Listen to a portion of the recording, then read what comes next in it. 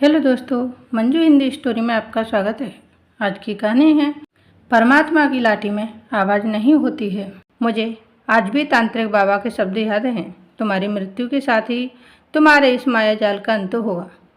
रंजन अपने अंतिम समय में अपने बेटे रवि से कहता है, कौन तांत्रिक बाबा पिताजी, और कैसा माया जाल? रंजन उसे बताता है, यह उन दिनों की बात है जब मैं मुंबई में रहता था। वहाँ एक चौल में मेरे पास एक कमरा था।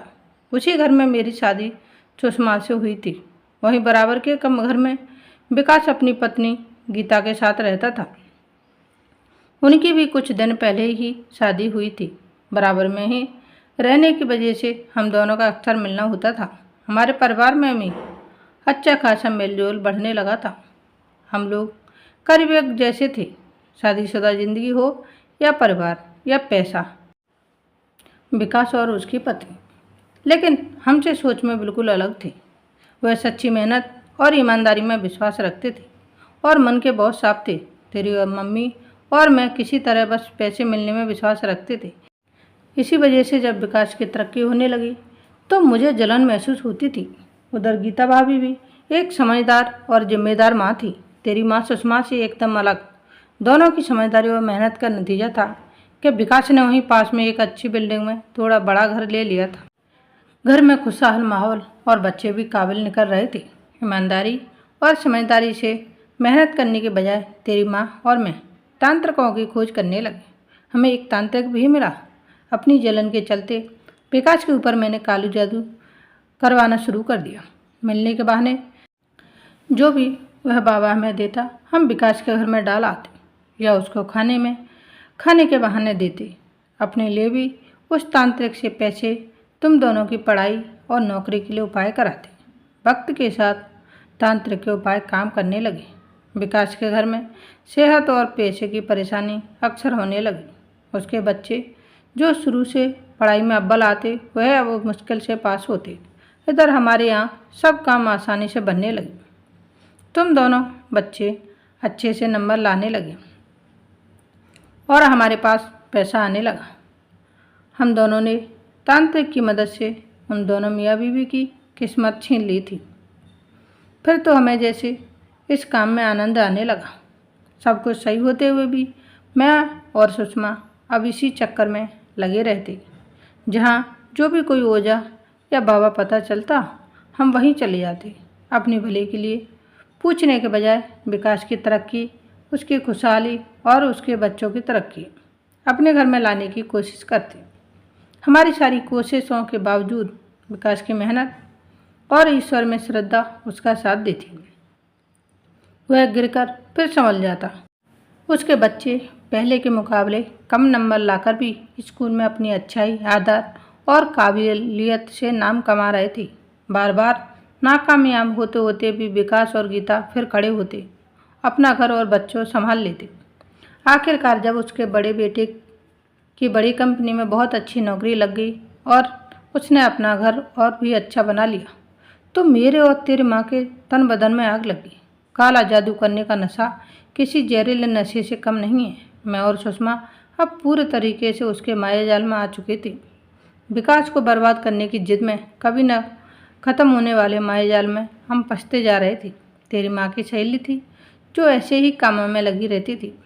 उसने बताया, सुना है शहर से बाहर पूर्व की तरफ चलने पर एक छोटा सा टीला है।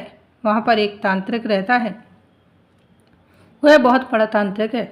हमने उसको धन्यवाद कहा और तुरंत ही घर और तुम दोनों बच्चों की परवाह किए बगैर टीले वाले तांत्रिक की तरफ चल दिए। वहाँ पहुँचकर आश्रम में पैर रखते ही हम दोनों को अजीब सी बेचैनी हुई। जैसे अच्छे लोगों को बुरी जगह के पास नकारात्मक ऊर्जा महसूस होती है, वैसे ही बुरे लोगों को सच्ची और पवित्र जगह पर नकारात्मक ऊर्जा महसूस होती है। ये बात हमें बाद में एहसास हुई। बाबा जी को प्रणाम कर जैसे ही हमने विकास और उसके परिवार की तस्वीर रख अपनी इच्छा जताई, वह बाबा हम पर भड़क गए। तुम जैसे पापी की हिम्मत भी कैसी हुई? मैंने बहुत तपस्या कर सिद्ध प्राप्त करी है लोगों की भलाई के लिए, उनके कष्ट दूर करने के लिए। तुम चाहते हो मैं उस भले इंसान का बुरा करूं? तुम्हारे आते ही मुझे अच्छी भावना नहीं आई थी। तुम पहले ही उसका बहुत नुकसान कर चुके हो। अब मैं ऐसा नहीं होने दूंगा। निकल जाओ यहाँ से। उसके बारे में बुरा करना तो दूर, सोचना भी नहीं। तुम दोनों नहीं तो बहुत बुरा फल भोगना पड़ेगा। मैं और सुषमा ने उन्हें बहुत गलत बातें कही और वहाँ से निकल आए। कुछ दिन तक तो सही चला, लेकिन उसके बाद जब भी हम किसी और तांत्रिक के पास विकास के खिलाफ कुछ करने जाते तो वही टोटका हमारे ऊपर हो जाता।